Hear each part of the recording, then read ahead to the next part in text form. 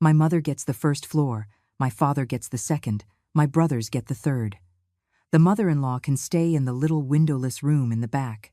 Those were the exact words my daughter-in-law, Emily, pronounced in the middle of my living room in front of her entire family, while handing out keys to my own house like they were candy at a child's party. They had already brought their suitcases.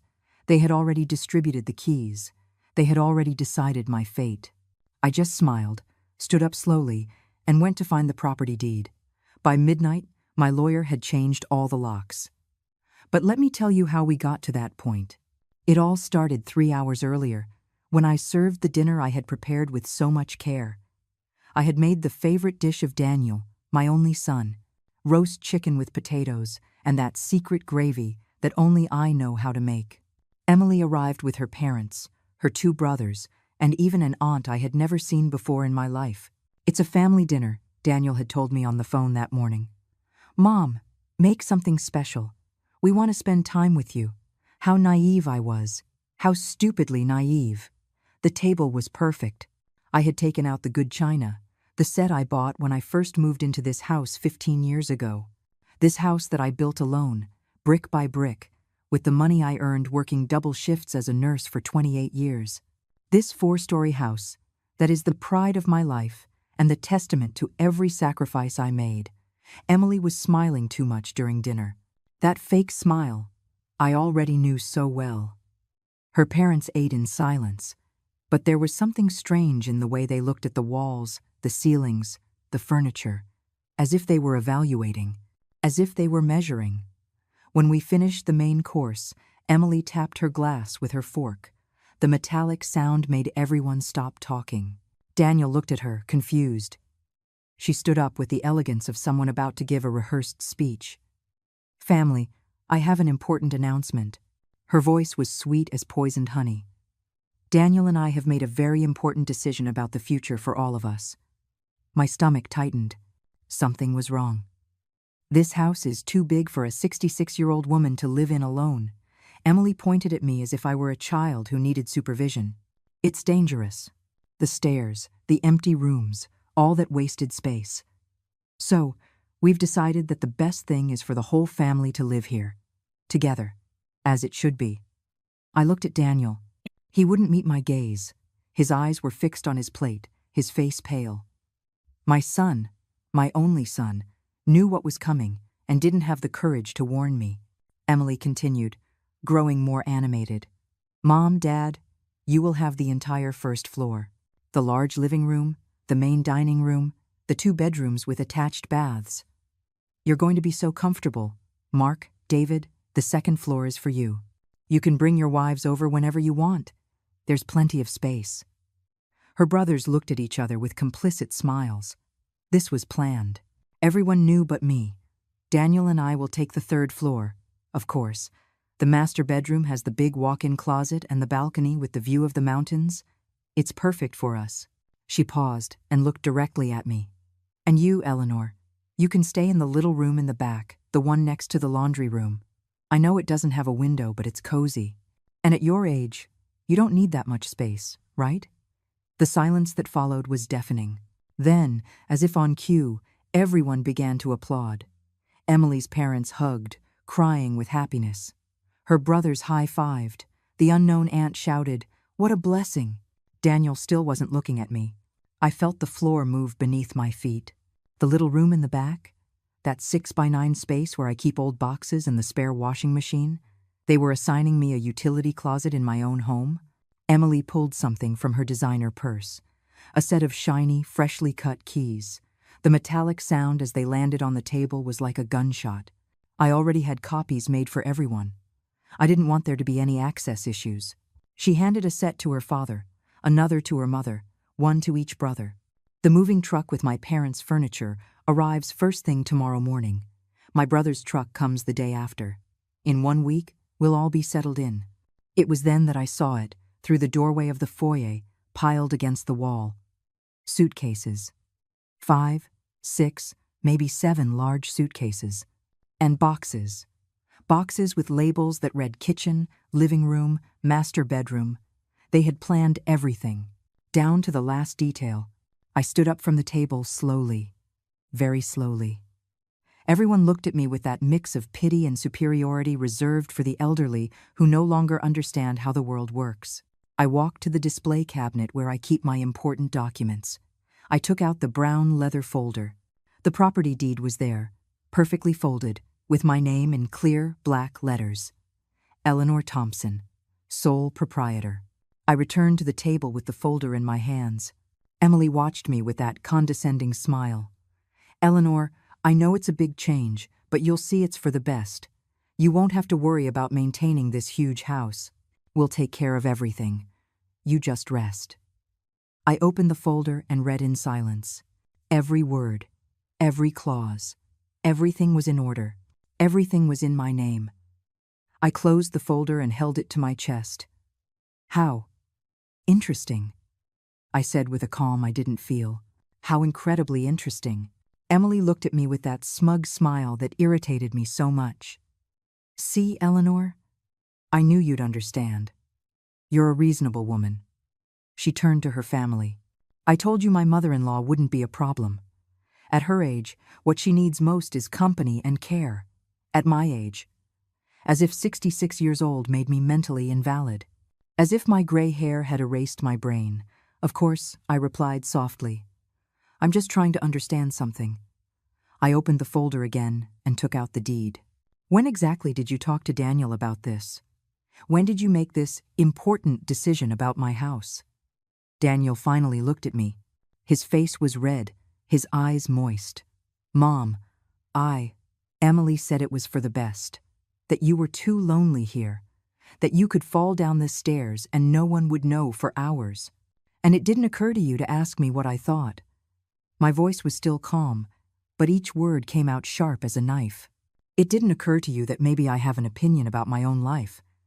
Emily intervened quickly. Eleanor, I understand you feel a bit displaced. It's normal. But think about the practical side. This house has 4 floors. 4 floors that you can't possibly maintain on your own. The property taxes are sky high. The utilities, the upkeep. If we all live here, we can split the costs. There it was. The real motive, emerging like trash floating on water. Split the costs, I repeated slowly. How generous of you, Emily. How generous to offer to help me pay the expenses on my own house. Her father, a large man with a mustache who hadn't opened his mouth all night, finally spoke. Mrs. Eleanor, don't take it the wrong way. My daughter only wants what's best for you. We're hard-working people. We'll contribute. We're not freeloaders. Of course not, I said. Freeloaders don't show up with their bags packed before the homeowner has even agreed to anything. Silence fell like a concrete slab. Emily's brothers stopped smiling. The mother shifted nervously in her chair, but Emily didn't flinch. That woman had skin thicker than a rhinoceros. It's just that we already had everything ready, she said nonchalantly. We didn't want to make you wait. Tomorrow we can start rearranging the spaces. You'll see how beautiful everything looks when we finish decorating. Decorating? You're going to decorate my house? I took a deep breath. Very deep. I counted to 10 in my mind. I couldn't explode. Not yet. I needed to stay calm and think clearly. These people weren't stupid. They were calculating, manipulative, and had clearly planned this for weeks, maybe months. Emily, I have a question. I took my phone out of my pocket. Who gave you permission to make copies of the keys to my house? She blinked. For the first time all night, I saw a flicker of doubt in her eyes. Daniel gave me his copy.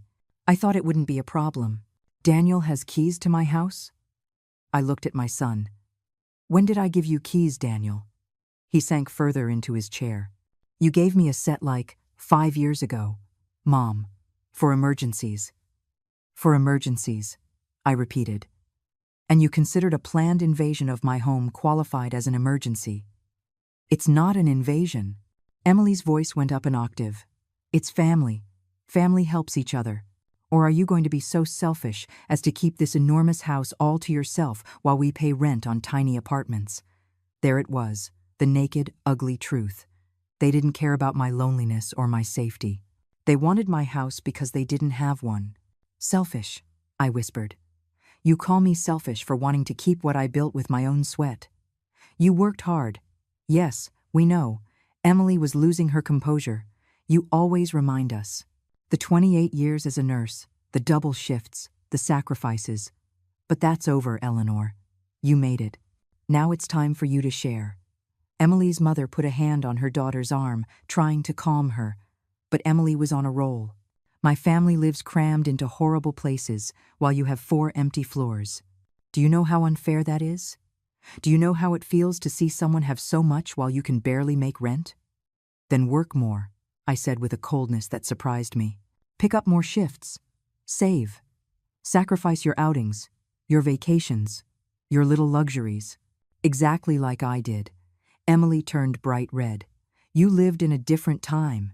Everything is more expensive now. It's impossible to buy a house like this working a normal job. It's not impossible. It's uncomfortable. It's tiring. It's lonely. But it's not impossible. I stood up from the table, deed in hand.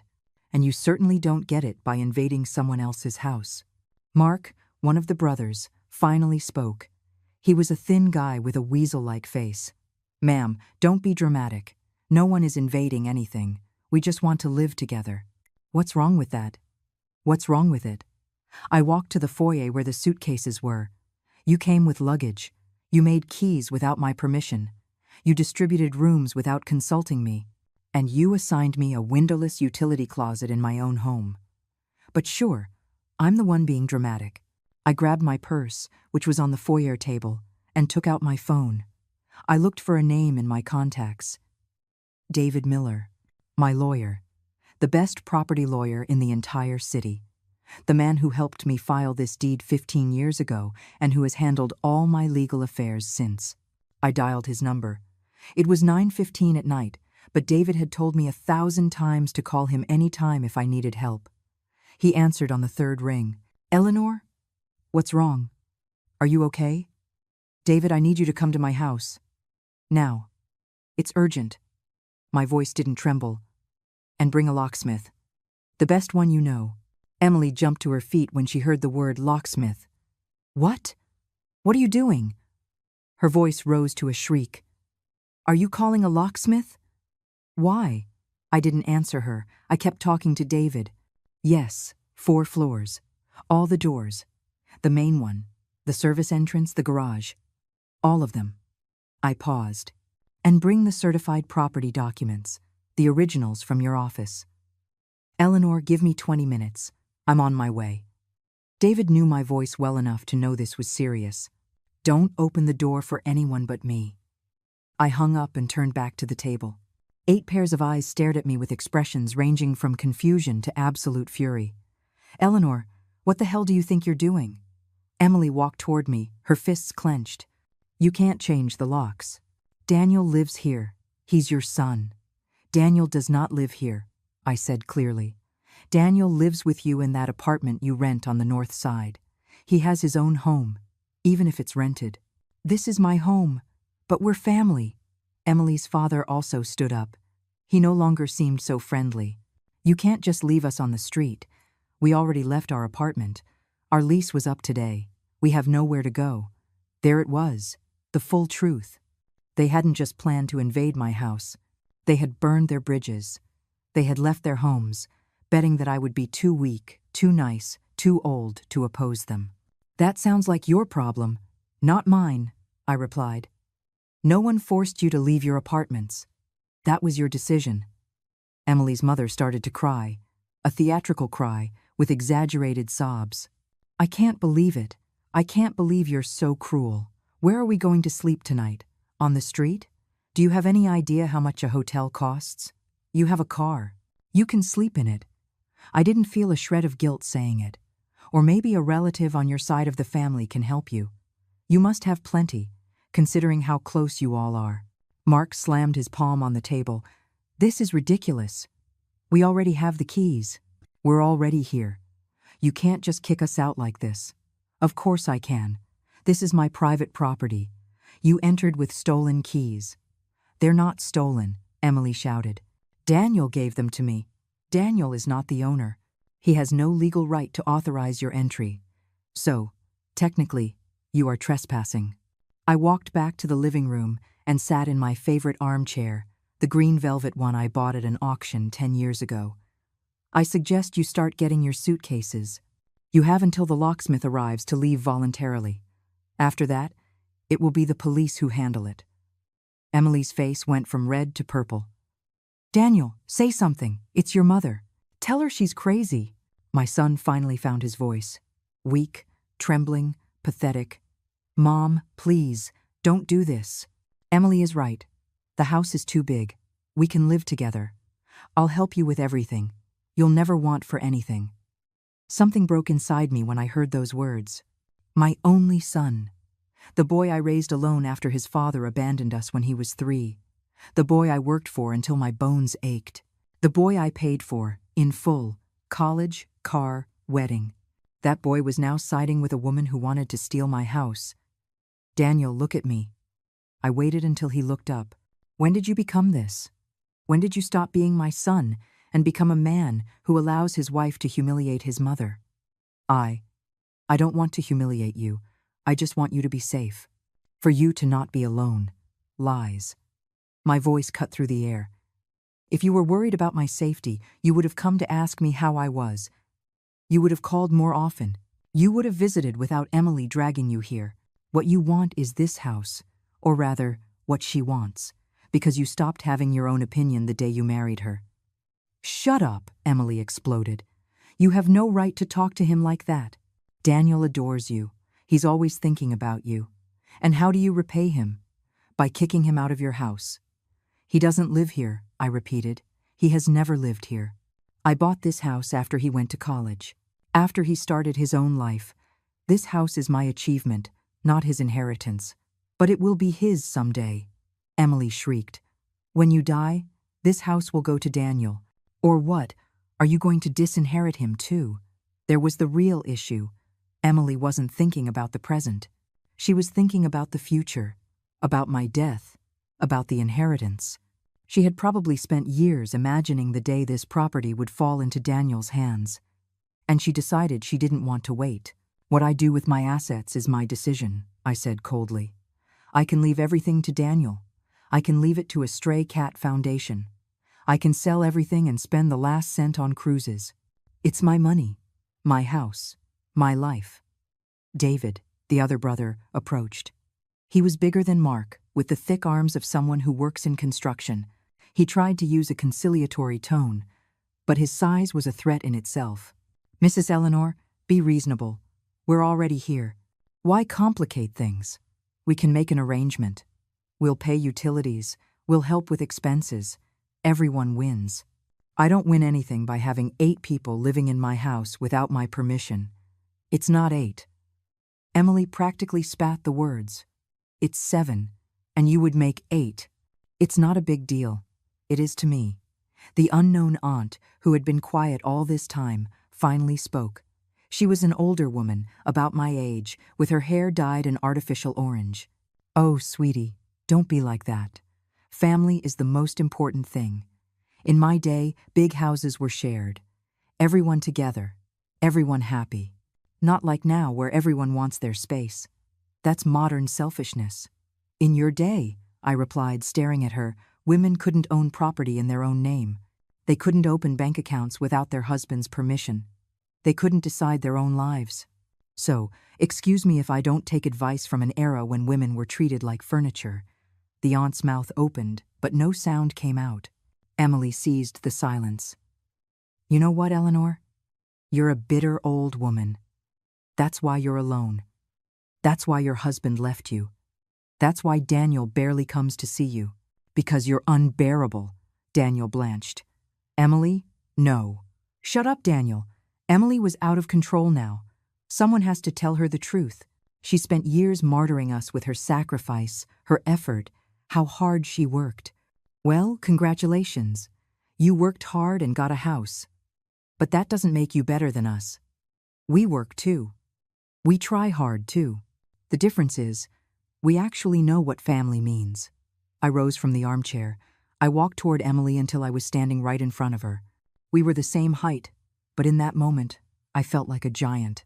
Family, I said slowly, doesn't invade. Family doesn't manipulate.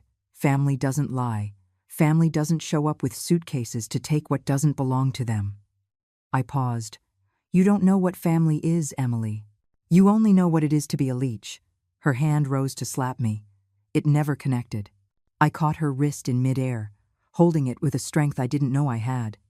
Don't even try it, I whispered. Not in my house. The doorbell rang. David had arrived. I released Emily's wrist and walked to the door. Through the frosted glass, I saw David's silhouette, tall, with the leather briefcase that never left his side. But he wasn't alone. There were two other silhouettes behind him. I opened the door. David entered with his usual professionalism, in a full suit even at this hour. Behind him were two men in uniforms from a security company. One carried a toolbox. The other carried a silver case with padlocks. Eleanor. David greeted me with a kiss on the cheek, and then looked past me into the living room, where Emily's entire family was watching us like cornered animals. I see we have guests. Uninvited guests, I clarified, who are just about to leave. David nodded and pulled a thick folder from his briefcase. I brought everything.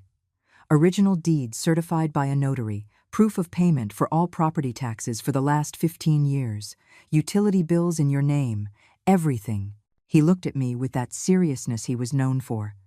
Do you want me to call the police now, or do you want to give them a chance to leave on their own? Emily rushed forward like a fury. You can't kick us out. We have rights. Daniel is her son. This house should be his. David looked at her as if she were a particularly annoying insect. Ma'am, my client's son has no claim to this property as long as she is alive and of sound mind, which she is. Mrs. Eleanor is the sole and absolute owner of this property. You are here without her consent. That is called trespassing. Emily's father tried to sound reasonable, but my son-in-law gave us the keys. He told us we could stay. Is your son-in-law the registered owner of this home? David asked without flinching. No, but... Then he has no authority to grant you access. The keys you possess were obtained improperly. Technically, you are using stolen keys. They're not stolen! Daniel finally dared to speak. I gave Emily my copy. My mom gave me those keys years ago. David turned to my son. Daniel, those keys were given to you for emergencies. For cases where your mother needed urgent help. Not for you to move your wife's entire extended family in without consent. Making copies of those keys without the owner's authorization is a crime. The color drained from Daniel's face. I didn't think. You didn't think. Correct. David's voice was like ice. And now your mother has to deal with the consequences of your lack of judgment. One of the security men stepped forward. Ma'am, we'll start on the locks. I checked my watch. It was 9:40 at night. Yes. Start with the front door, then the service entrance, the garage, and every interior door that has a lock. Wait. Emily ran toward me. You can't do this. Think about Daniel. He's your son. Your only son. That's precisely why it hurts so much, I said, looking directly at her. Because he is my son. And you turned him into someone capable of betraying his own mother. I didn't turn him into anything. He made his own decisions. Oh, really? I turned to Daniel. Tell me, son, this idea to move in here, to bring Emily's whole family, to assign me a windowless room in my own house, was that your idea? Daniel opened his mouth, closed it, opened it again. No sound came out. Exactly, I said. You can't even lie convincingly. Emily planned all of this, and you just followed her like an obedient dog. Don't talk to him like that. Emily stepped between Daniel and me. He respects you. He loves you. That's why he agreed to this. So you wouldn't be alone. To take care of you. If he wanted to take care of me, he would have come and asked me what I needed. He wouldn't have arrived with a premeditated invasion. I took a deep breath. This isn't love, Emily. It's convenience, it's greed, it's theft. David intervened again. I have documents here proving that Mrs. Eleanor purchased this property with funds from her salary as a nurse at General Hospital. She worked there from 1993 until 2021, 28 years. She retired with a full pension. She bought this lot in 2009 and built the house in stages over 6 years. She paid for every brick with her own money. There were no family loans. There was no help from anyone. He looked at each of the invaders. This house is the fruit of her exclusive labor. None of you have any moral or legal right to it. Emily's mother sobbed louder. But we have nowhere to go. Our landlord already rented our apartment. He signed a lease with another family. We can't go back. That, I said firmly, is a problem you should have considered before you gambled everything on invading my house. Mark got aggressive. You know what? Fine. We'll go. But let it be clear that you are leaving your own family on the street. When Daniel needs something, when he's sick, when he needs you, remember this night. Oh, I'll remember, I promised. I'll remember the night my son allowed me to be treated like an intruder in my own home. The security team had already started working. The sound of a drill filled the house as they removed the front door's lock. It was a beautiful sound. The sound of taking back control. Emily made one last, desperate attempt. David, you seem like a reasonable man. Talk to her. Tell her she's making a mistake. Family is sacred. You can't break it apart like this. David looked at her with something close to pity. Ma'am, I've been Eleanor's lawyer for 15 years. I know her. I know what she sacrificed to get where she is. I know the nights she slept 4 hours to work double shifts. I know there were weeks she ate nothing but bread and coffee to save every cent. I know that when Daniel was in college, she worked at 2 hospitals simultaneously to pay his tuition in full. He paused. And you come here, to the house she built with hands worn out from years of work, and you offer her a windowless room, a utility closet, as if she were the maid in her own home. He snapped his briefcase shut. No, ma'am, the mistake isn't being made by Eleanor. The mistake was made by all of you when you underestimated her. The silence that followed was absolute. Even Emily's mother's sobs stopped. The drill had stopped. The first locksmith held up the old lock. First lock removed, ma'am, he announced. Installing the new one. Yes, I replied. And make sure they are high security locks. The kind that can't be duplicated without a special order. Emily looked at me with a hatred so pure I could almost touch it. You're a monster. A selfish, bitter old woman. You're going to die alone in this enormous house, and no one will cry for you. I'd rather die alone than be surrounded by vultures, I answered calmly. She turned to Daniel. Let's go. Get your things. We're leaving now. Daniel looked at me with pleading eyes. Mom, please. It doesn't have to be this way. We can fix this. We can talk. There's nothing left to talk about, Daniel. I felt something shatter in my chest, but my voice held firm. You made your choice. You chose to support this circus instead of defending your mother. Now live with the consequences. But I'm your son.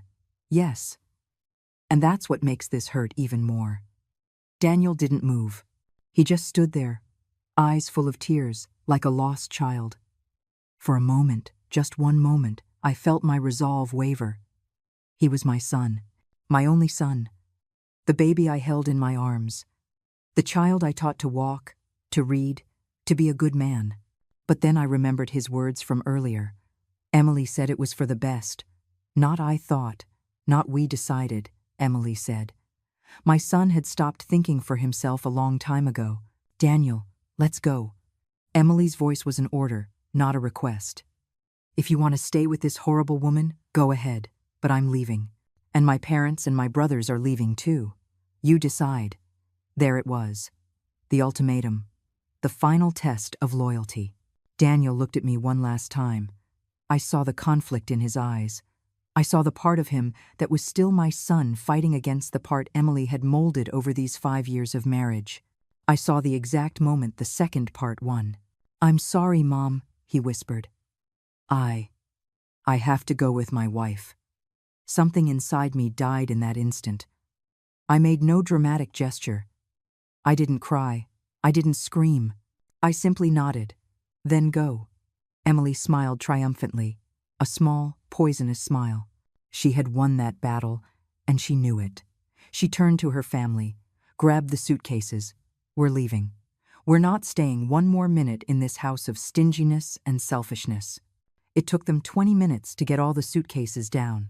20 minutes in which no one spoke, only the sound of wheels rolling on the floor, of boxes being dragged, of resentful muttering. The security team kept working. They had already changed 2 locks. The second man was working on the garage door. When they finally had everything in the foyer, Emily stood in front of me one last time. "This isn't over. We're going to sue. We have rights." David didn't look up from the documents he was reviewing. "You have no rights. But if you want to waste money on lawyers to tell you the same thing I'm telling you for free, go ahead. I recommend you find a good one. You're going to need it. Are you threatening us?" Mark asked aggressively. "No. I'm informing you." David finally looked at them. Mrs. Eleanor could press charges for trespassing, for illegal duplication of keys, for attempted property theft. She could sue you civilly for emotional distress. She could do many things. He paused. But she is a generous woman. She is letting you leave without legal consequences. I suggest you accept this generosity and go quietly. Emily's father picked up 2 large suitcases. He was sweating, his face red from the effort and humiliation. "This is unfair, completely unfair. We are hard-working, honest people. We don't deserve to be treated like criminals." "Honest people don't invade other people's homes," I replied. "Honest people don't make plans behind the owner's back. Honest people don't bring suitcases before they have permission." Emily's mother looked at me with contempt. "You don't know what need is. You lived your life. You had your chance. Now it's your turn to help others. That's how family works. But you're too selfish to understand." "I understand perfectly," I said calmly. "I understand you saw an opportunity to live for free in a 4-story house. I understand you thought it was easier to manipulate Daniel than to work hard and buy your own property. I understand you saw me as an obstacle, not a person. I understand everything." David, the large brother, picked up 3 boxes at once. He stopped in front of me, his expression threatening. "You're going to regret this. When you're really old, when you need help, when you're sick and alone, you're going to remember this night, and no one will be there for you." "I'd rather be alone than in bad company," I replied, unflinching. "And if I ever need help, I'll hire someone. I'll pay for professional services. I don't need false charity from people who only want my house." Emily grabbed Daniel by the arm. He still wasn't looking at me. "Let's go, honey. This place is full of negative energy. We'll find a hotel for tonight. Tomorrow, we'll figure out where to go." "A hotel?" Emily's mother nearly screamed. "Do you know how much a hotel costs for 7 people?" "Not my problem," Emily said, staring at me. "But don't worry, Mom. We'll find a way. We always do. We're not like her, who needs to cling to material things to feel important." David let out a dry laugh. "Ma'am, material things are called private property. And they're important because they represent work, effort, and sacrifice. They aren't toys. They are the result of a life of dedication." Emily didn't answer him. She pulled Daniel toward the door. The others followed, dragging suitcases, carrying boxes, muttering curses they thought I couldn't hear. The aunt with the orange hair was the last to leave. She paused in the doorway and looked at me with what might have been pity or contempt. I wasn't sure. "May God forgive you, ma'am, because your family won't." "I don't need forgiveness for defending what is mine," I replied. She shook her head and left. The door remained open. Outside, in the driveway, sat an old sedan and a beat-up SUV. They had to make several trips to fit all the suitcases and boxes. Some neighbors had come out to watch. Porch lights turned on. Curtains twitched. This was going to be the neighborhood gossip for weeks. Finally, the 2 vehicles started and drove away. Their taillights disappeared into the darkness. I closed the door. The security team was still working. The sound of the drill echoed in the silence. David put a hand on my shoulder. "Are you okay?" I didn't answer right away. It took me a moment to realize I was shaking. Not from fear, not from doubt, from contained rage, from repressed pain, from the adrenaline that had been holding me up through this whole nightmare. "I'll be fine," I said finally. "I just need to process it. You did the right thing." His voice was firm, certain. "You know that, right?" "I know." And I did. "But knowing you did the right thing doesn't make it hurt any less." The locksmith from the front door approached. "Ma'am, we're finished with the main entrance. This is your new key. Only 2 copies exist. One for you, and one backup that I recommend you keep in a safe place." I took the key. It was heavy, golden, different from the old one. How much longer to finish all of them? About another hour. There are 5 doors in total. We've done 3 already. I looked at my watch. It was 10:15. By midnight, everything would be done. By midnight, my house would be completely mine again. I sat on the sofa. David sat beside me. He didn't say anything. He was just there, in solid gold silence. "Do you think Daniel will come back?" I asked after a while. David sighed. "I don't know, Eleanor. That's up to him. Whether he finds the courage to think for himself. I gave him everything. Everything I had, everything I was, I know. And this is how he repays me? By bringing these people to invade my house?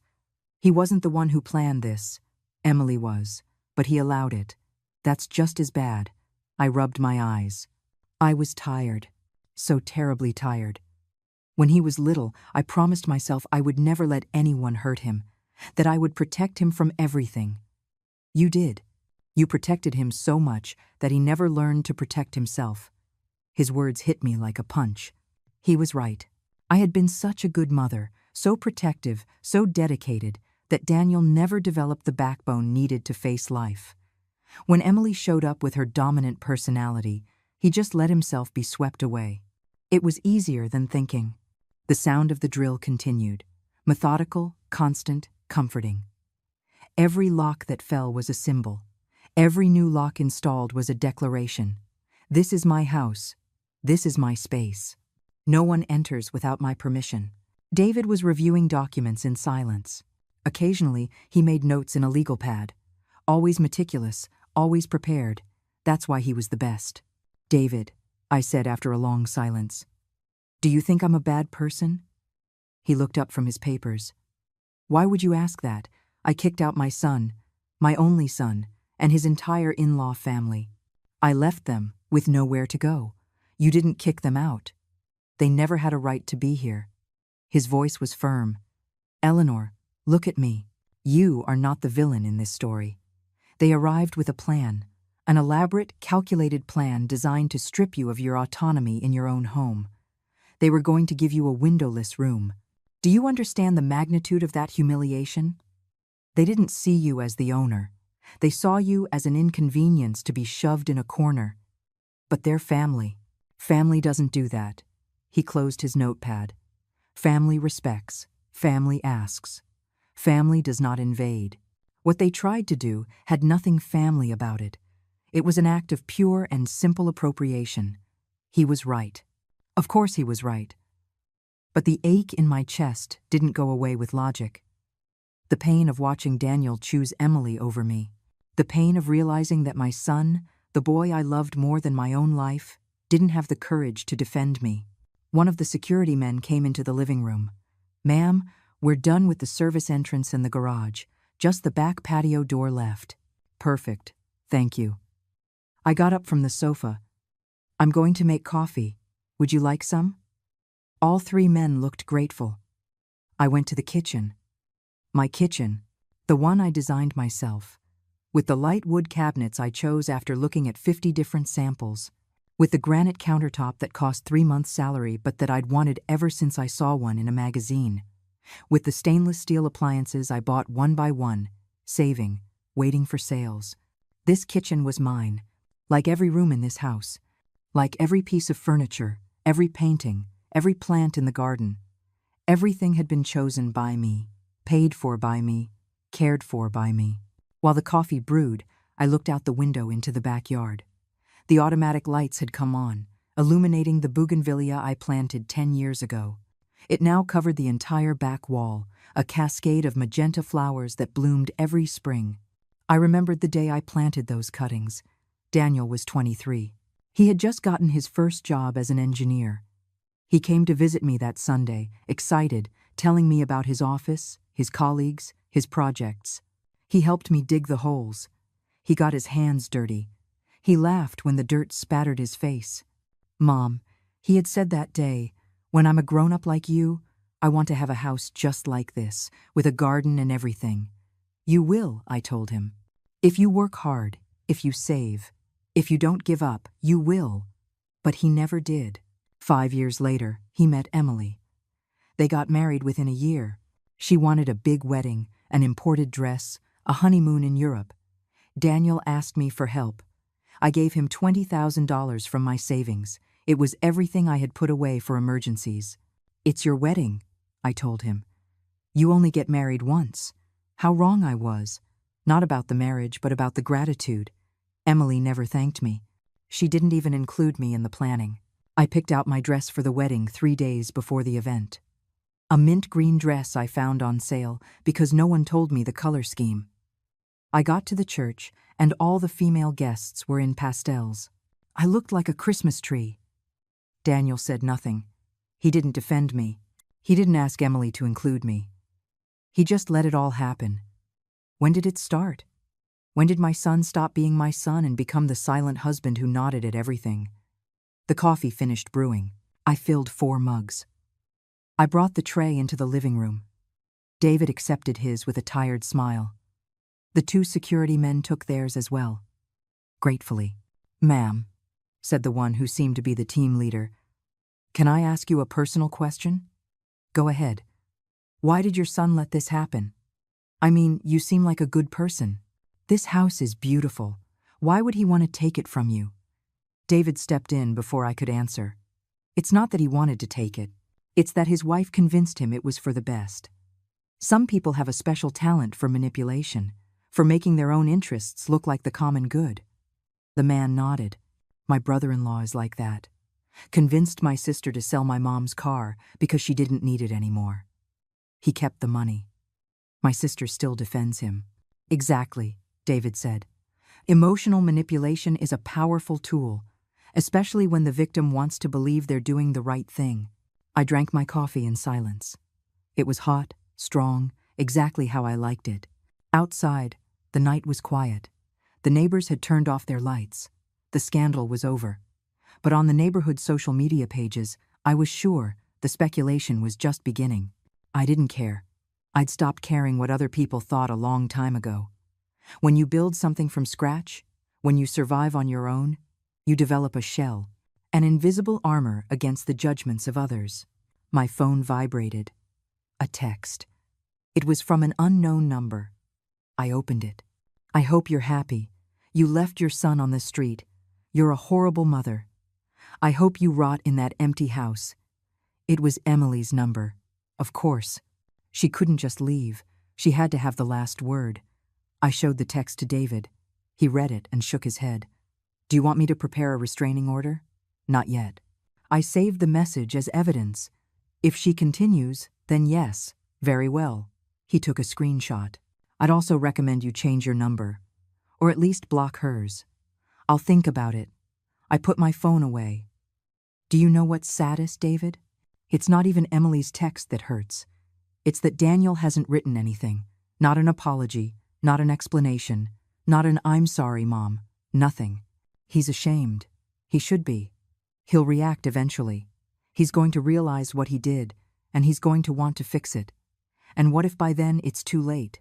My voice cracked a little. What if the damage is irreparable? David put his hand on mine. Then it means it was irreparable to begin with. And you will have done the right thing by setting boundaries. The security team finished with the last lock at 11:37 at night. They handed me an envelope with all the new keys. 6 sets in total, 1 for me, 5 for backup. These are high-security locks, the leader explained. They can't be duplicated at any hardware store. They require a special order with ID and owner authorization.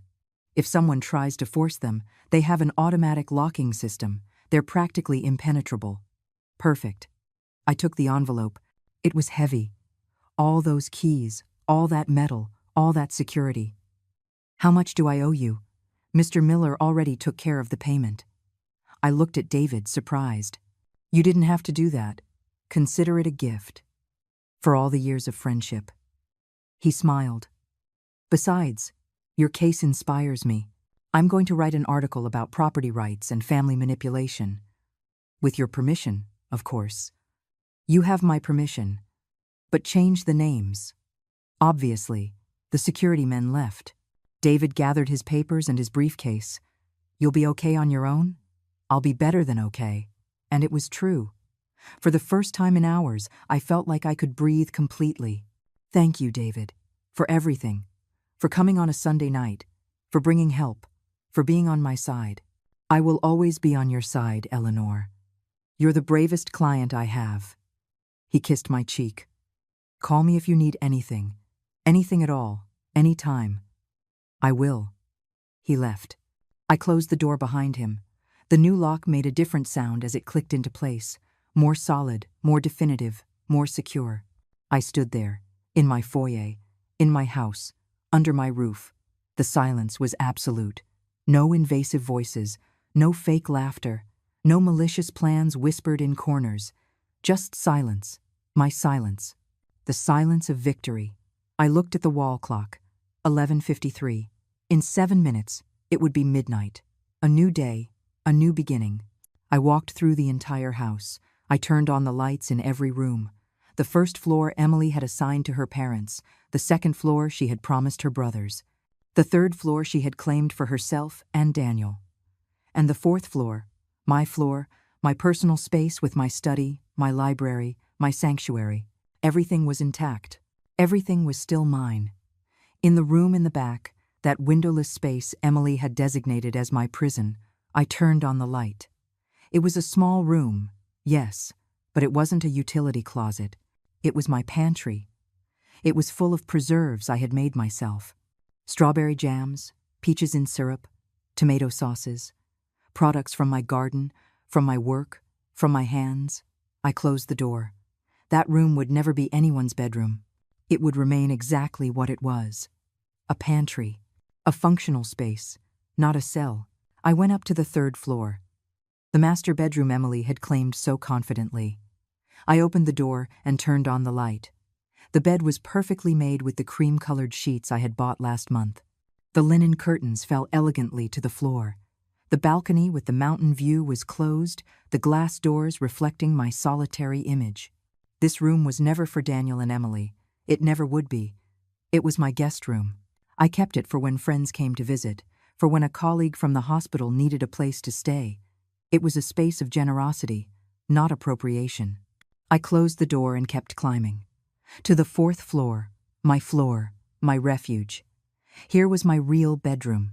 Smaller than the one on the third floor, but with something no other room had, the view of the sunrise. My window faced east. Every morning, the sun woke me with its golden rays. Every morning was a reminder that I had survived another night, that I had another day to live on my own terms. My study was next door. 2 entire walls filled with books, novels I had read during my breaks at the hospital, medical manuals I had studied for my certifications, books on gardening, cooking, history, poetry, a whole life of learning contained on those shelves. My desk was by the window.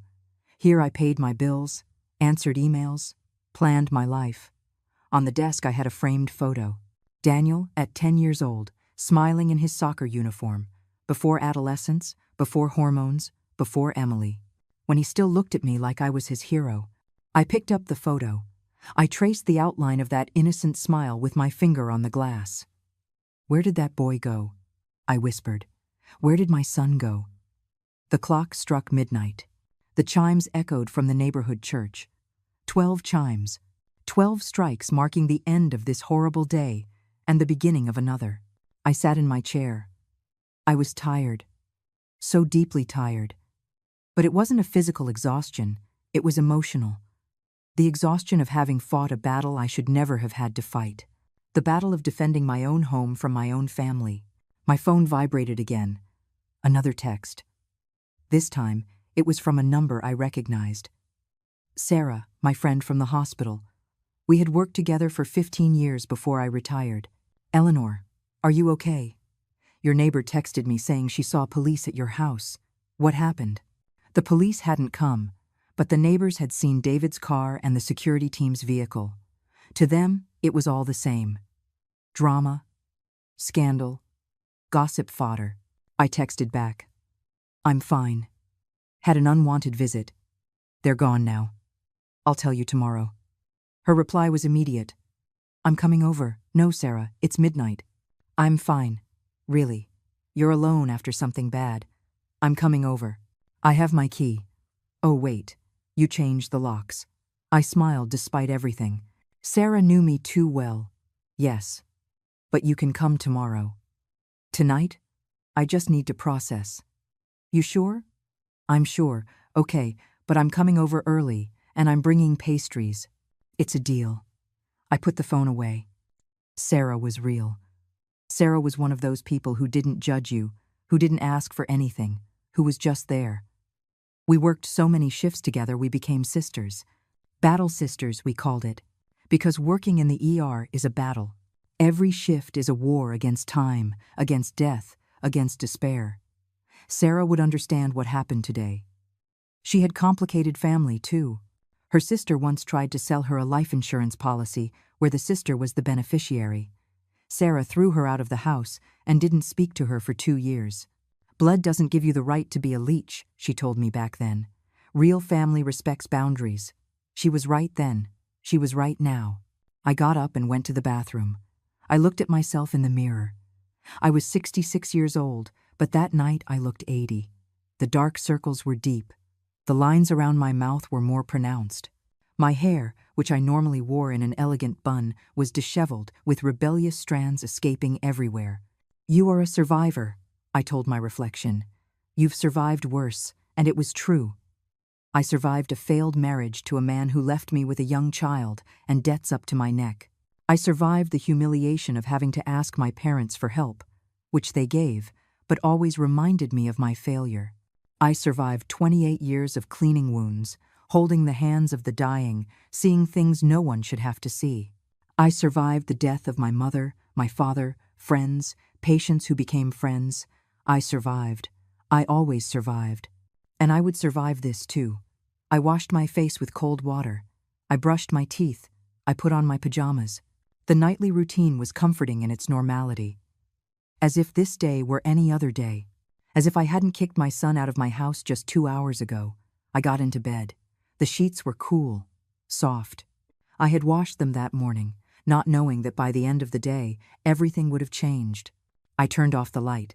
The darkness settled in, complete and total. But I couldn't sleep. My mind kept replaying the night, over and over.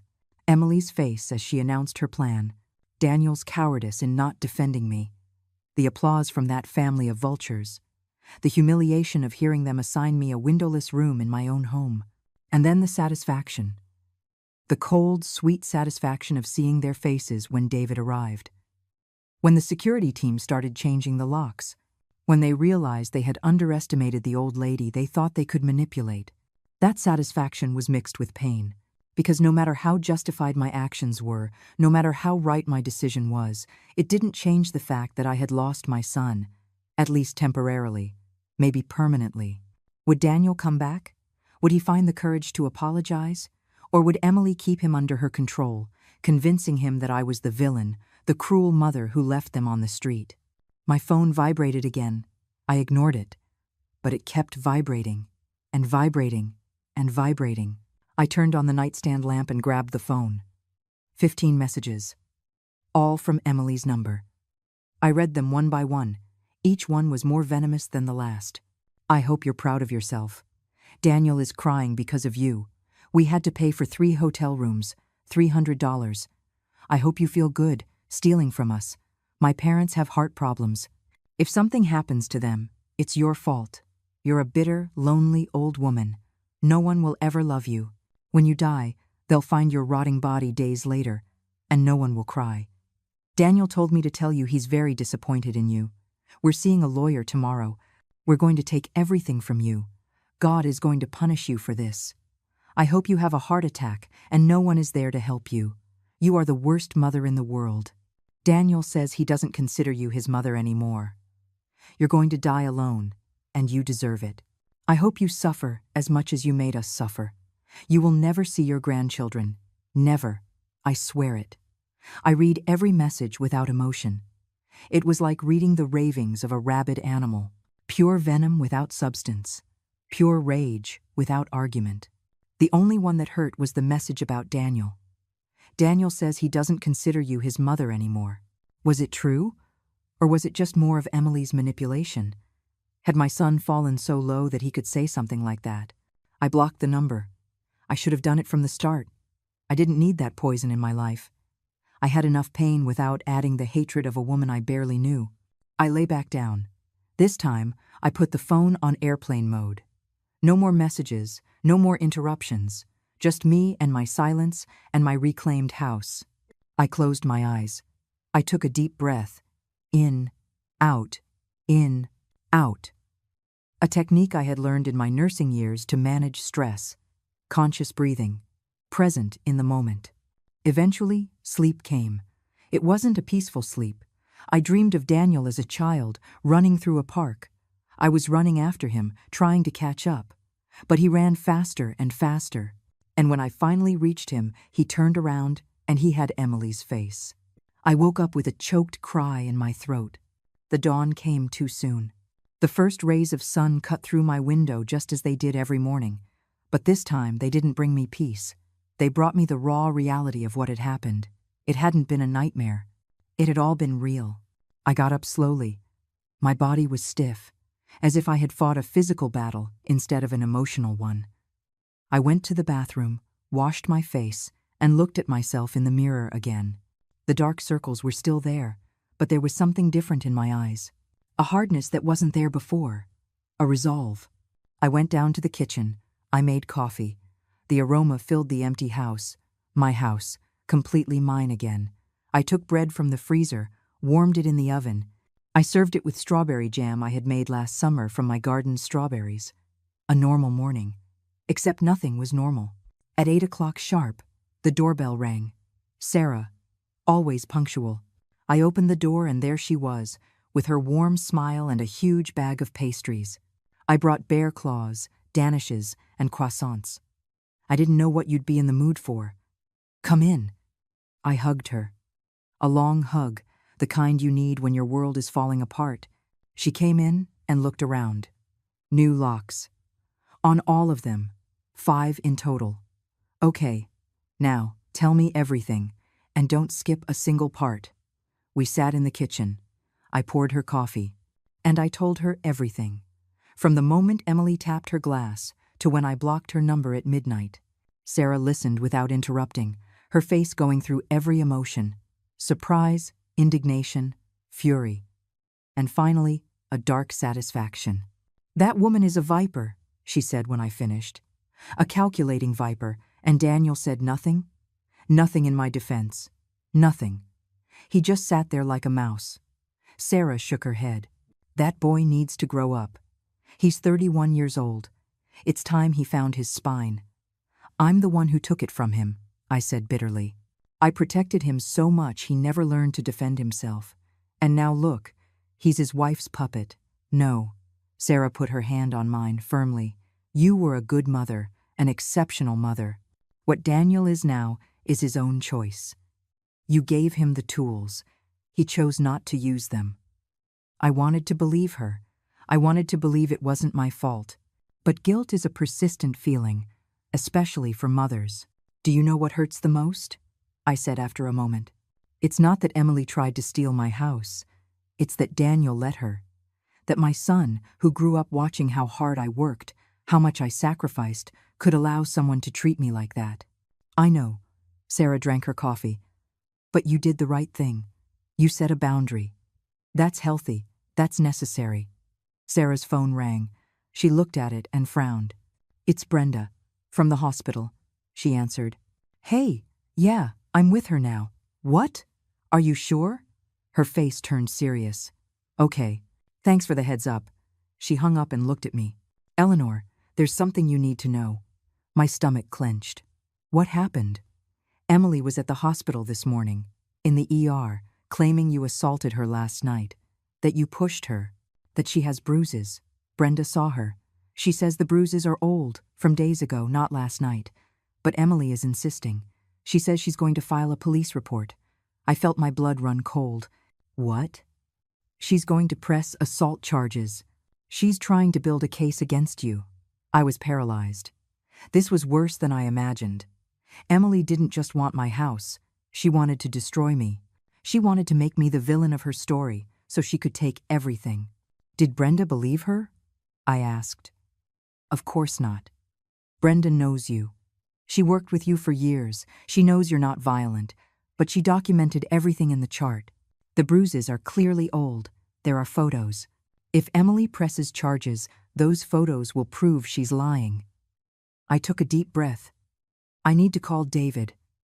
Call him now. I got my phone and dialed. David answered on the second ring. Eleanor, what's wrong? I told him about Emily's visit to the hospital, about the false accusations, about the old bruises she was trying to pass off as new. There was a tense silence. Then David spoke, his voice as cold as ice. That woman just made a serious mistake, a very serious one. Filing a false police report is a crime, and we have proof that it's false. The medical photos are time-stamped. The bruises have an obvious age. Plus, we have the testimony of the security team who was there all night. And mine. What do? Nothing. Let her file the charges. When she does, we will countersue for filing a false report, defamation, attempted extortion, and harassment. I am going to destroy her case before it ever sees a judge. He paused. Eleanor, I need you to send me screenshots of every single text message she sent you last night. All of them. They are evidence of harassment. I have them. I'll send them now. Perfect. And if she contacts you again, do not respond. Just document. Every text, every call, everything. We're building the case against her now. I hung up and showed the texts to Sarah. She read them with her mouth open. This woman is completely insane. Look at this. I hope you have a heart attack and no one is there to help you. Who writes that? Who? Someone desperate, I replied. Someone who just lost what they thought they already had. More like someone who's a sociopath. Sarah took a pastry and bit into it furiously. I can't believe Daniel is with this woman. What was he thinking? He wasn't. That's the problem. We spent the next hour sending everything to David. Screenshots of the texts, the timeline from the night before, the names of all the witnesses. Sarah even called Brenda and asked her to prepare a detailed medical report on Emily's bruises. If she's going to play dirty, Sarah said with determination, we're going to bury her in evidence. At 10 in the morning, my phone rang. An unknown number. I didn't answer. They left a voicemail. I listened to it with Sarah by my side. It was Daniel. His voice was hoarse, tired, defeated. Mom, it's me. Please, we need to talk. Emily says you pushed her last night. She says she has bruises. I don't know what to think. Please, call me. I need to hear your side. Please. Sarah snatched the phone from me before I could do something stupid like call him back. No, don't even think about it. This could be a trap. He could be recording. He could be trying to get you to say something they can use against you. But he's my son. He's the husband of a woman who is falsely accusing you of assault. You cannot talk to him without a lawyer present. Not until this is resolved. She was right. Of course she was right. But it hurt. It hurt not being able to talk to my own son. It hurt that he asked for my side as if there was any doubt about what happened. I forwarded the voicemail to David. His reply was immediate. Do not call him. Do not talk to him. This is a tactic. If you talk now, they can twist your words. Wait, wait, always wait. But the waiting was torture. Sarah stayed with me all morning. We cooked lunch together. Chicken with rice and salad. Simple, comforting food. We ate in silence, each lost in our own thoughts. You know what? Sarah said suddenly. This is going to sound awful, but I have to say it. Maybe this is the best thing that could have happened. I looked at her, confused. The best thing? How? Because now you see Emily's true face. Imagine if you had let them stay. Imagine living with this woman every single day, with her family, in your own home. They would have eventually pushed you out completely. They would have made you feel like a stranger in your own house. They would have manipulated you until you signed papers, until you gave them rights. And when you were finally of no use to them, they would have put you in a nursing home. Sarah looked at me directly. What she's doing now, the false accusations, the harassment, the hateful texts, this is who she always was. Only now, she doesn't have to pretend. Now you get to see it clearly. Her words hit me like a lightning bolt. She was right. Absolutely right. If I had let them stay, this would have been worse. So much worse. At least now I got them out before they did real damage, before they took my autonomy, my dignity, my life. Thank you, I whispered. Thank you for being here. Always. Sarah cleared our plates. And now we're going to do something productive. We are going to document everything. We're going to write a complete timeline of last night, with exact times, with verbatim dialogue, everything you remember. Because if this goes to court, you're going to need your story to be crystal clear and consistent. We spent the next 2 hours doing exactly that, writing down every detail, every word, every gesture. Sarah typed notes on her laptop while I spoke. When we were done, we had a 12-page document, complete, detailed, precise. This is gold, Sarah said, saving the file. David is going to love this. We sent it to him immediately. His response was, "Excellent work. This is exactly what I needed. Keep documenting everything." At 3 in the afternoon, Sarah had to leave. She had a shift at the hospital at 4. She hugged me for a long time before she left. "You're going to be fine. You're stronger than you think." I don't feel strong. Nobody feels strong when they're being strong. It's only afterward that you realize what you survived. When she left, the house was silent again. But it was a different silence from last night. It was a silence of preparation, a calm before the storm, because I knew this wasn't over. Emily wasn't going to give up. And Daniel was trapped in the middle, not knowing who to believe. 3 days passed. 3 days of tense silence. 3 days where every time the phone rang, my heart hammered. But Emily never filed the charges. There were no police at my door, no legal summons. Just silence. David called me on the 4th day. "I have news. Good and bad. Give me the bad first." Emily hired a lawyer, a cheap one, but a lawyer nonetheless. They're preparing a civil suit. Not criminal. Civil. They're claiming you caused them emotional distress by kicking them out, that Daniel has a right to the house because he's your son, that the property should be considered family property. My stomach clenched, and the good news? Their case has no legal standing. None. I've checked every possible angle. The house is entirely in your name. Daniel never lived there. There is no will that gives him rights while you're alive. There is nothing. Their lawyer must know this, but he's probably charging them to try anyway. He paused. And there's something else. I spoke with their lawyer, officially, to negotiate. Unofficially, he told me Emily is unbearable, that she changes her story every 5 minutes, that she has no evidence of anything. He hinted that if we offer them something small, he'll convince his clients to take it and close the case. Something small? Like what?